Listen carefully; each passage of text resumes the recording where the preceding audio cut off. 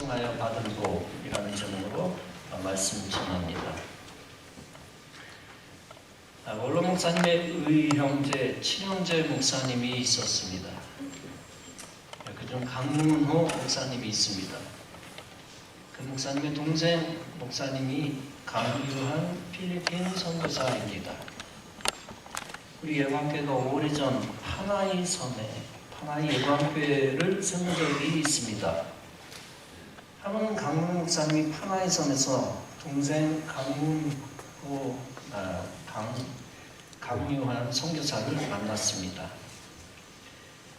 목사님 그와 함께 50여 명의 선교사를 대접할 일이 있었습니다. 선교사님들은 대형 버스에 탔는데 그들을 모시고 형 목사님은 승용차로 뒤따르고 있었습니다. 그런데 앞버스에서 나오는 매연이 무척 심했습니다. 강 목사님은 강요한 선교사의 현지인 필리핀 사람 운전기사에게 부탁을 했습니다. 앞에 달리는 버스를 추월하여 앞장서도록 하시오. 그러나 그는 이렇게 말하며 결코 앞장서지 않는 것입니다. 주인, 강 선교사가 뒤따라오라고 했습니다. 그래서 강 목사님이 이렇게 말했습니다. 내가 강 선교사님의 친형이요. 추월해도 괜찮소. 그러나 아무리 강 목사는 그렇게 말해도 기사는 듣지 않았습니다. 자기는 주인이 말한 대로 뒤에 따라가야 한다는 것이었습니다.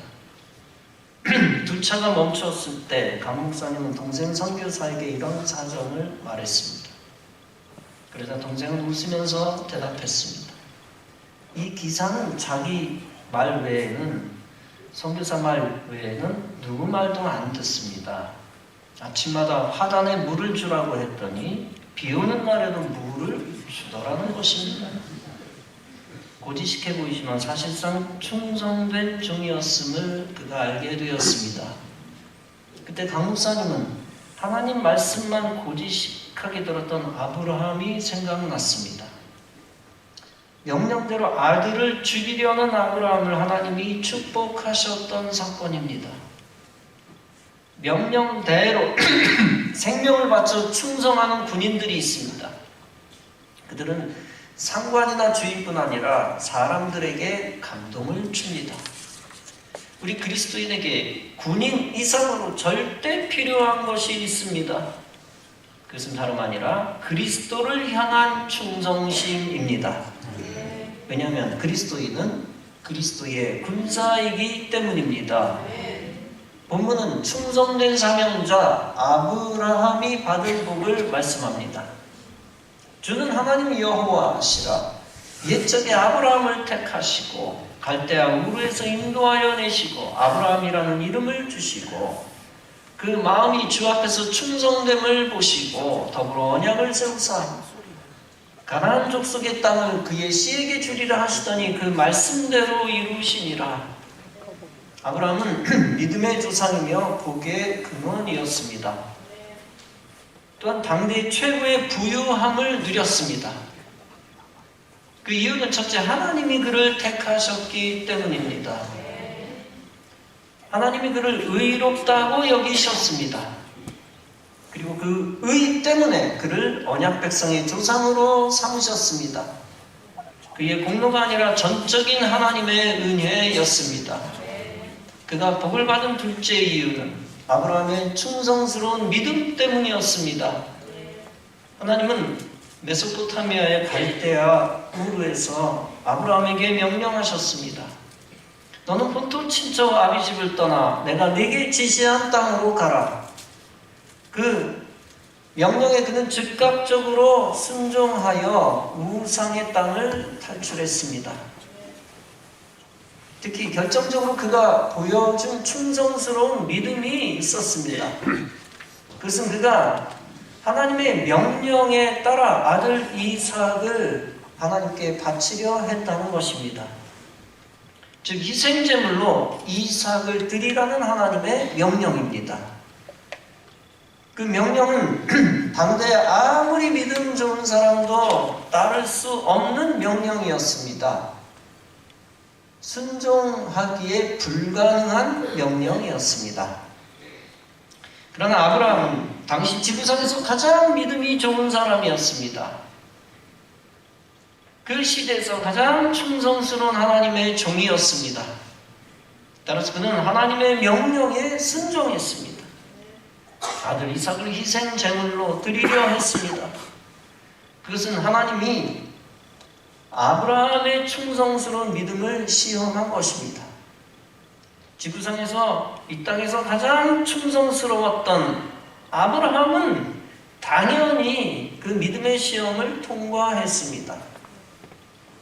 즉 하나님이 믿음의 조상으로 택한 자답게 그는 그 믿음을 증명했습니다. 하나님은 아브라함의 아들의 생명을 거두시지 아니하시고 살려주셨습니다. 그리고 그 아들을 통하여 하나님의 약속을 이어가셨습니다. 하나님은 가나안 족속의 땅을 아브라함에게 주신다고 약속하셨습니다. 그 약속이 있은 지 430년이 지난 뒤 성취되었습니다. 후계자 여호수아와 갈렙과 백성들이 요단강을 건너 그 땅을 정복했습니다. 그러므로써 하나님이 아브라함에게 약속하신 것이 성취되었습니다. 여기서 우리가 할 수 있는 것이 있습니다. 하나님은 충성된 자를 통하여 하나님의 약속을 이루신다는 것입니다. 하나님은 가나안의 약속의 축복을 예비하셨습니다. 가나안의 복지를 예비하셨고 그 땅에 이스라엘 나라를 예비하셨습니다. 아멘.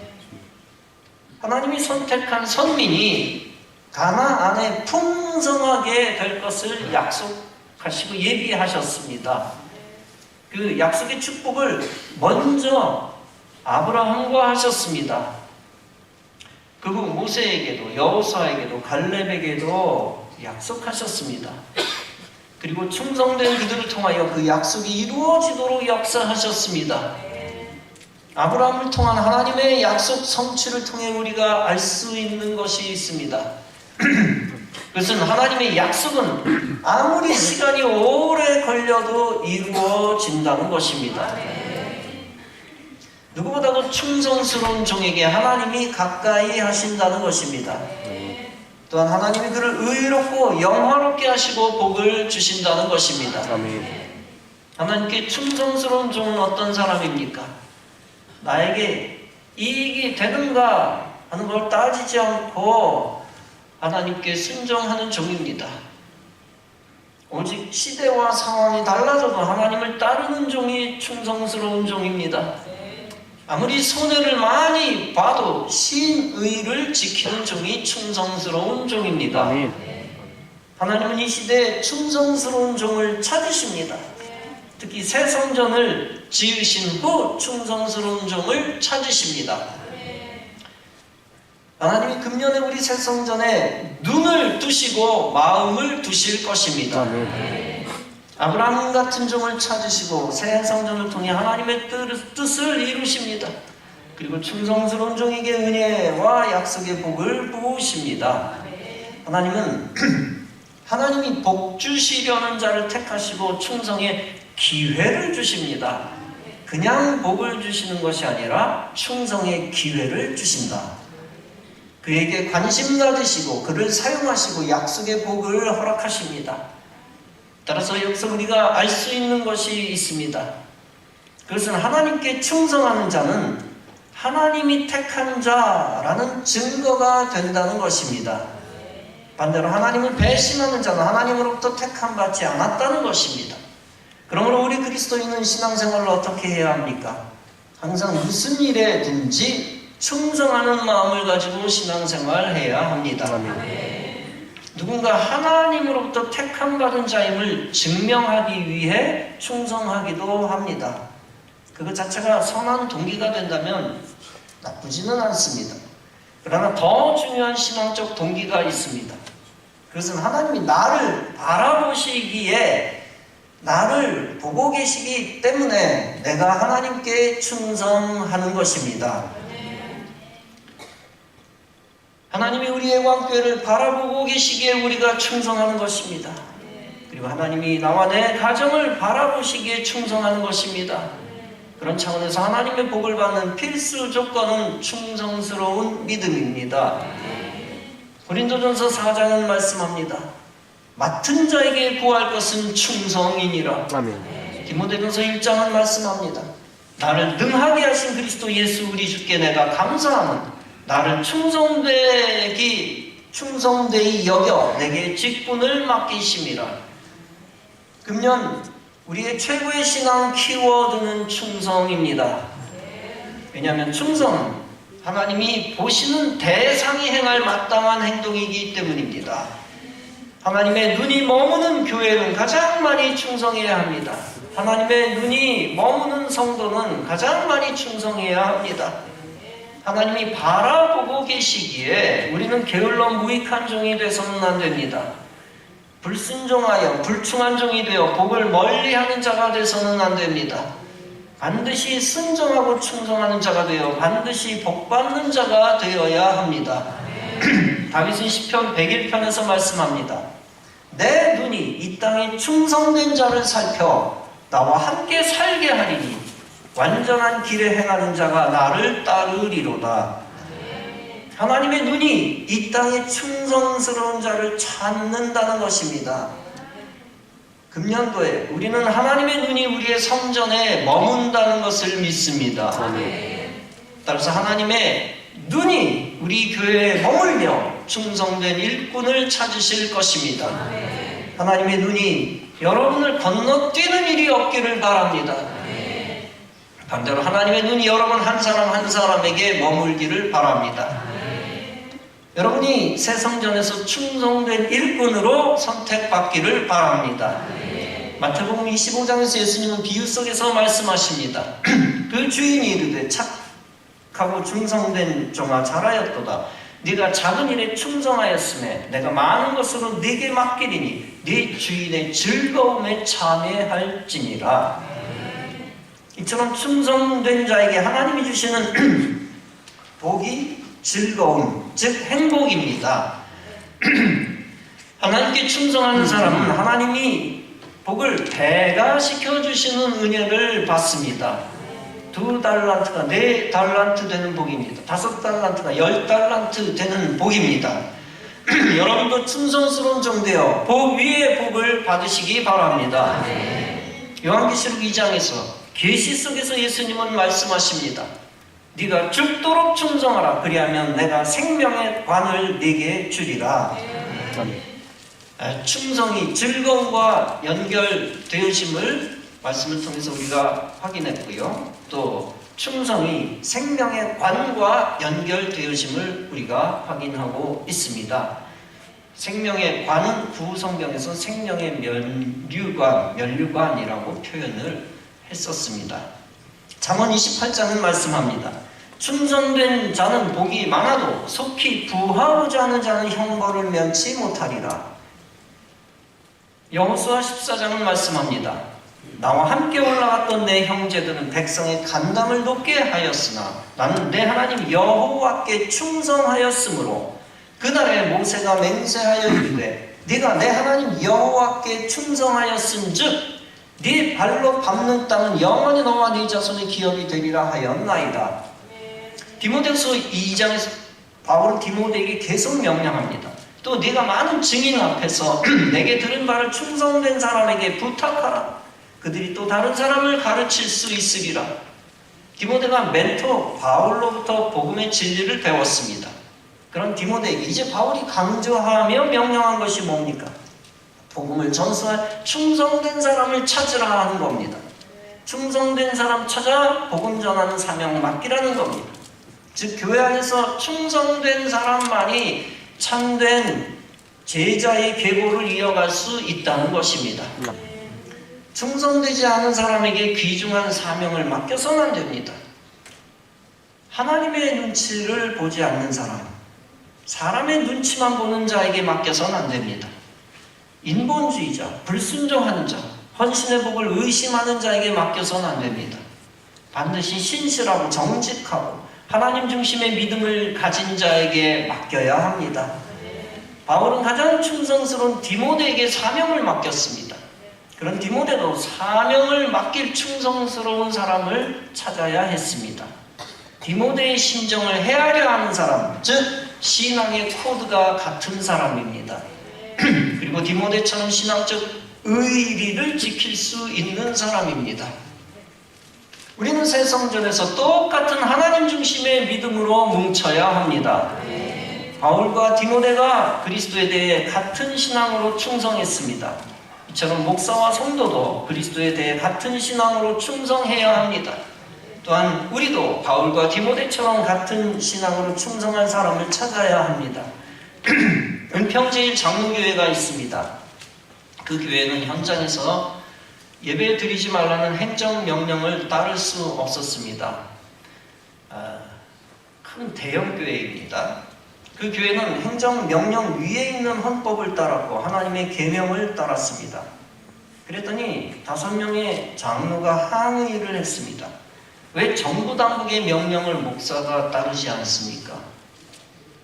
결국 그 5명의 장로는 그 교회에서 더 이상 충성하지 않았고 충성하지 못했습니다. 그들은 그리스도에게 충성한 자가 아니라 정치인에게 충성한 자였습니다. 사랑하는 성도 여러분, 신앙적 재앙의 시간 속에서 가장 필요한 사람은 충성된 사람입니다. 첫째는 하나님께 충성된 사람입니다. 둘째는 충성된 사람과 똑같이 충성할 수 있는 사람입니다. 내 몸보다 교회와 예배를 더 사랑하는 자입니다. 내 집보다 성전을 더 사랑하는 자입니다. 내 직장과 사업장과 회사보다 교회와 하나님 나라를 더 사랑하는 자입니다. 내 명예보다 교회의 명예와 그리스도의 영광을 더 귀중히 여기는 사람입니다. 높은 지위를 못 얻고 지위가 낮아도 그리스도의 종되기를 꿈꾸는 자입니다. 단순히 부강한 나라가 되기를 꿈꾸는 자가 아니라 기독교 국가를 꿈꾸는 자입니다. 땅의 부귀영화보다는 하늘의 상급을 바라고 그것을 더 소중히 여기는 사람입니다. 그런 자가 진정 새 성전에서 그리스도를 위해 충성할 사람입니다. 여러분, 말로만 그리스도를 위해 충성한다고 주장하지 말 것입니다. 하나님이 그리스도의 몸, 성전을 주셨으니 성전을 위해 먼저 충성해야 합니다. 성전을 위해 피 흘릴 줄 모르는 사람은 세상에서 그리스도를 부인할 자입니다. 성전에서 드려지는 예배에 생명 걸 줄 모르는 자는 말로만 충성할 사람입니다. 그런 자에게 생명 걸 만한 사명을 맡길 때 성전은 위태해집니다. 그는 생명의 위협을 느낄 때 자기 몸을 위해 그리스도를 배신합니다. 예배를 사수해야 할 때 예배의 가치를 헌신짝처럼 버립니다. 반대로 몸으로 충성하는 자에게는 무엇을 맡겨도 안심입니다. 그는 생명의 위협을 느낄 때 그리스도를 위해 자기 몸을 버립니다. 예배를 사수해야 할 때 예배에 생명을 걸고 자기의 모든 것을 포기합니다. 형식적인 믿음을 가진 자는 결국 예배를 포기합니다. 반대로 충성하는 믿음을 가진 자는 하늘이 무너져도 예배를 사수합니다. 그 믿음을 가진 자는 하나님 주신 성전을 위해 생명을 다합니다. 성전을 그리스도의 몸으로 여겨 성전을 위해서도 충성합니다. 그리고 성전을 위해 아낌없이 충성하여 하나님이 약속하신 복을 받습니다. 성전을 사랑하고 충성하는 자는 자동적으로 나라를 사랑하고 충성합니다. 나라가 위태하면 나라를 위해 투쟁하고 영적 전쟁을 치릅니다. 은평제일교회 한 교인이 그 교회 사모님께 이렇게 주장했답니다. 나라를 위해 싸우는 것도 좋지만 교회부터 살리고 봐야 하지 않습니까? 나라 일 신경 쓰지 마시고 우리 교회나 챙겨 살리고 봅시다. 그 말을 듣고 사모님이 이렇게 충고했답니다. 권사님, 나라가 없어지면 교회가 살 수 있어요? 나라가 없는데 예배 드릴 수 있어요? 나라를 위해 내가 죽어야 내 교회가 살 수 있어요. 여러분, 이 사모님의 말은 나라가 교회보다 중요하다는 뜻이 절대 아닙니다. 나라가 교회보다 중요하다는 말은 절대 아닙니다. 누가 뭐라 해도 영적으로는 나라보다 교회가 훨씬 중요합니다. 그러나 생명 걸고 나라를 살려놓지 않으면 교회는 모조리 다 죽습니다. 진정 교회를 살리려는 사람은 결코 나라가 멸망하는 것을 보지 못합니다. 그는 피 흘리는 전쟁을 감수하면서라도 나라를 살리고 봅니다. 내 자식, 우리의 자식을 전쟁터에 보내서라도 나라를 살리고 봅니다. 참 그리스도인은 비굴하게 나라를 마귀 권세나 마귀 나라에 팔아먹지 않습니다. 왜냐하면 교회를 살리기 위해서입니다. 전 세계 200개 국가 중에 하나님 단어 들어가는 국가, 나라의 노래, 국가는 손가락에 꼽습니다. 그중 하나가 우리나라 애국가입니다. 우리 대한민국 애국가는 충성스러운 신앙인의 신앙 고백과도 같습니다. 1절은 하나님이 보호하사 우리나라 만세라고 했습니다. 드디어 4절에 가서 충성이라는 말이 나옵니다. 이 기상과 이 마음으로 충성을 다하여 괴로우나 즐거우나 나라 사랑하세. 이 가사를 쓴 사람은 나라만 사랑할 사람이 아닙니다. 그는 그리스도와 교회를 위해 충성할 사람입니다. 여러분, 같은 충성이라는 단어를 쓴다고 해서 다 선한 건 아닙니다. 마귀 나라에서 사용하는 충성은 반기독교 독재자를 위한 저주의 말입니다. 반대로 우리나라 애국가에서 사용하는 충성은 순교자 신앙과 같습니다. 세상에서 저주받은 사람과 복 있는 사람이 있습니다. 저주받은 사람은 저주받은 사람에게 순종하는 자입니다. 이를테면 공산화를 위해 김일성 일가에게 순종하며 충성하는 자입니다. 그와 한통속된 자입니다. 또 저주받은 사람은 하나님 내친 사람을 따르는 자입니다. 하나님이 내친 사람을 따르는 자다. 아무리 세상 명예의 권세를 다 가졌어도 그는 불행한 자입니다. 왜냐하면 저주받기로 예정된 것이나 다름없기 때문입니다. 이단 교주를 따르는 자도 저주받기로 예정된 자나 다름없습니다. 신천지에 깊이 빠진 자들은 가족들이 아무리 설득해도 소용없답니다. 학교와 직장도 다 그만두고 마귀 이만희에게 충성한답니다. 비진리에 순종하는 자의 비극적인 말로가 예정되어 있습니다. 강남 성심병원 앞 성거리 신천지 센터가 있습니다. 거기에 신천지 행사를 하면 그렇게 사람들이 줄지어 서 있다고 합니다. 그렇게 그 집단의 목숨 걸고 시간과 돈을 버리는 자들은 왜 그럴까요? 구원받지 못한 자로, 저주받을 자로 불행하게 선택되었기 때문입니다. 우리 교회가 사용하고 기억해야 할 충성이 바로 이 애국가의 충성입니다. 신본주의 신앙에서 나온 충성이며 하나님 나라의 단어입니다. 그 거룩한 단어에 합당한 성도는 새 성전과 나라를 일으킬 성도입니다. 사랑하는 성도 여러분, 하나님은 성전을 사랑하여 충성하는 자를 방치하거나 외면하지 않으십니다. 반드시 하나님이 약속하신 때 하나님이 놀라운 기적의 선물을 주십니다. 하나님은 구약시대나 신약시대나 오늘이나 영원히 동일하신 하나님입니다. 하나님은 충성하는 하나님의 사람을 택하여 예정하십니다. 그리고 그가 교회를 위해 충성하게 하시고 충성이 합당한 복을 주십니다. 여러분, 새 성전을 위해 충성된 일꾼으로 택함받은 성도가 되시기 바랍니다. 세상 불신, 시대정신에 속한 자가 아니라 천국 복음에 속한 자 되시기 바랍니다. 세상 인본주의 거짓 신앙이 아니라 신본주의 신앙에 속한 자 되시기 바랍니다. 결코 마귀적인 악습과 구습에 속한 자 되지 마시기 바랍니다. 계명에 불순종하는 거짓 신앙을 가진 옛 사람에 속한 자 되지 마시기 바랍니다. 반대로 새 성전에 합당한 축복의 성도, 새 사람, 충성된 하늘의 일꾼이 되시기 바랍니다. 그런 성도 되어 이 시대 새 성전을 통해 이 땅의 교회들을 살리시기 바랍니다.